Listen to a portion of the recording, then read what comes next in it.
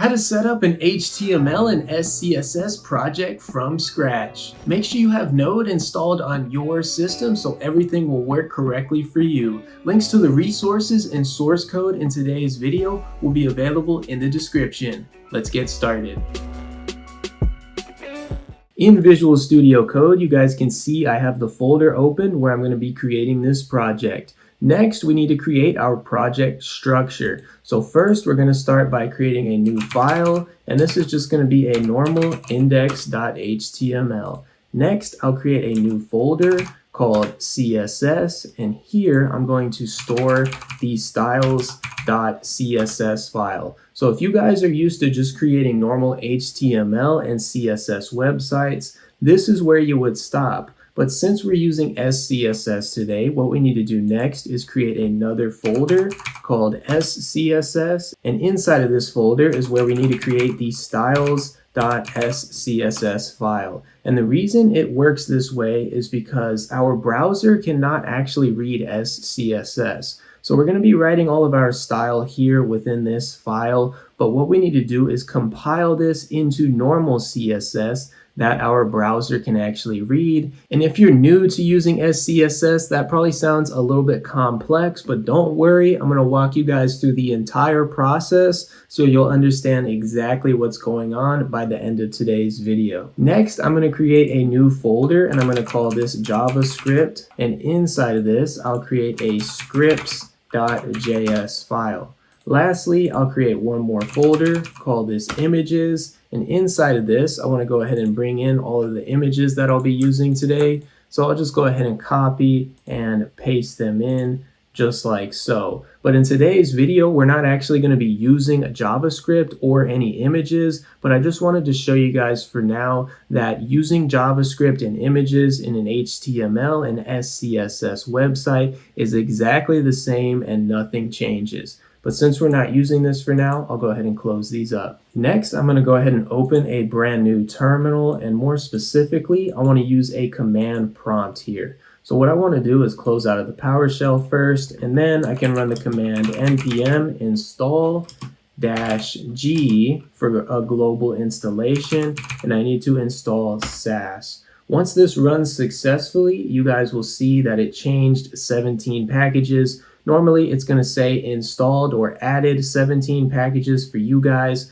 but I already had this installed, so that's why it's saying changed. And if you're watching this later on in the future, don't panic if it's more or less packages. What you want to do to double check this installed successfully is run the command sass -- version, and if you have a version showing up here, you know you successfully installed it onto your system. Now that we have sass installed, I'm going to go ahead and shrink down this terminal and go back to the index.html file here. And what I'm going to do is create a basic boilerplate by just putting in an exclamation mark like so. And here I'm going to title this document Kalman Web Design, just like so.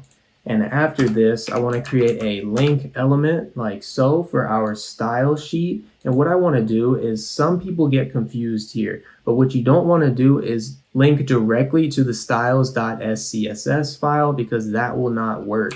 What we need to do is actually link to the normal styles.css file, because again, we're going to be compiling all of our SCSS into normal CSS that the browser can read, and we'll be doing that in a few more minutes. After that, even though we're not going to be using JavaScript in today's video, I want to go ahead and create a script element and just link to it anyways, just so you guys can see that it functions just like normal if we were just creating a normal HTML, CSS, and JavaScript website. So I'll link to my scripts.js here, and then I'll also include the defer attribute. Next, I'll go ahead and open the live server using the 5 server extension. And you guys can see here that in our live server, nothing is displaying because we haven't actually created anything. So what I'll do for now is move this over to the right and put Visual Studio Code on the left.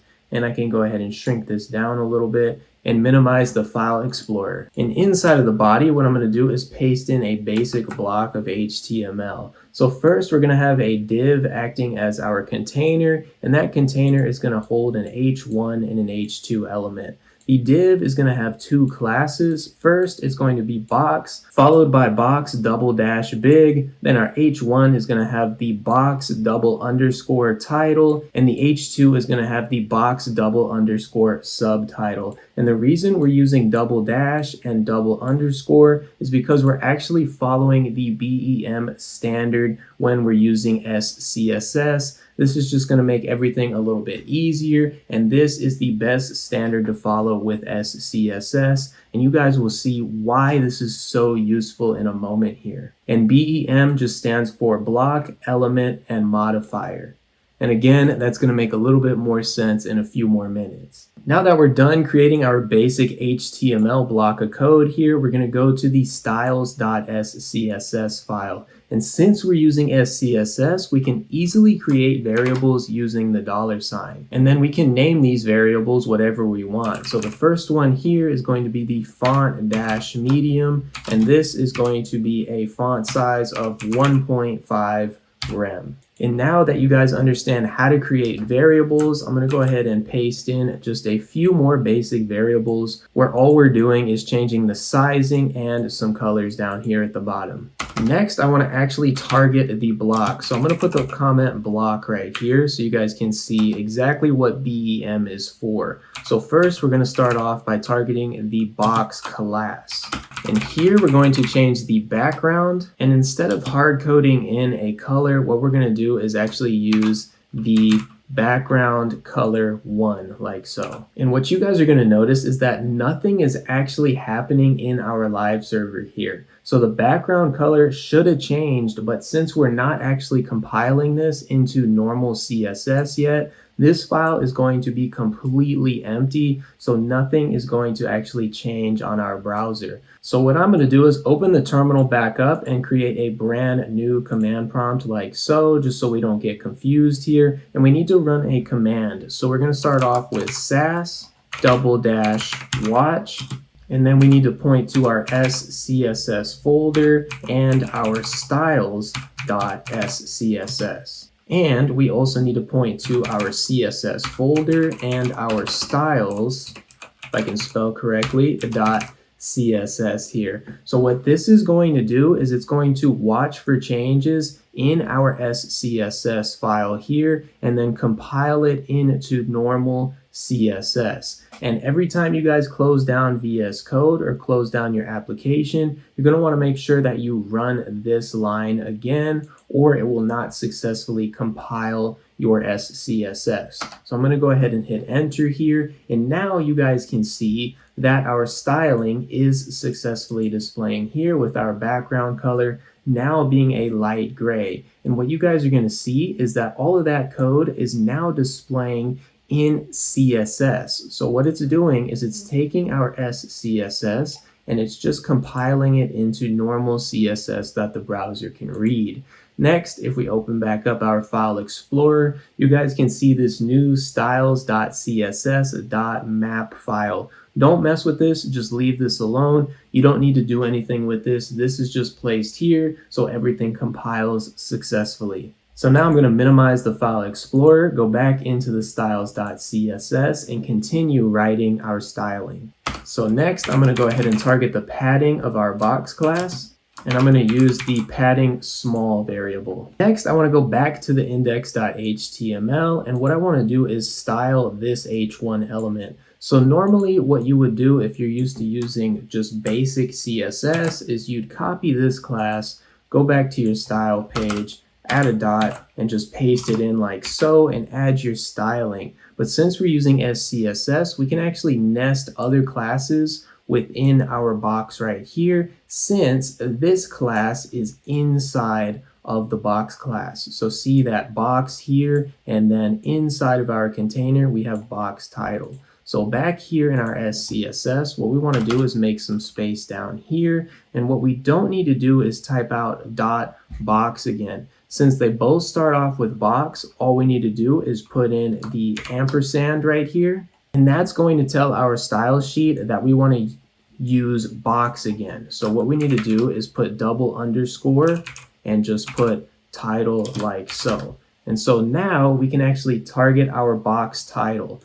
So this right here specifying dot box double underscore title, and this with the ampersand double underscore title is the same thing because it is nested inside of our box right here. So what I'm going to do is change the font size like so, and use the font-large variable.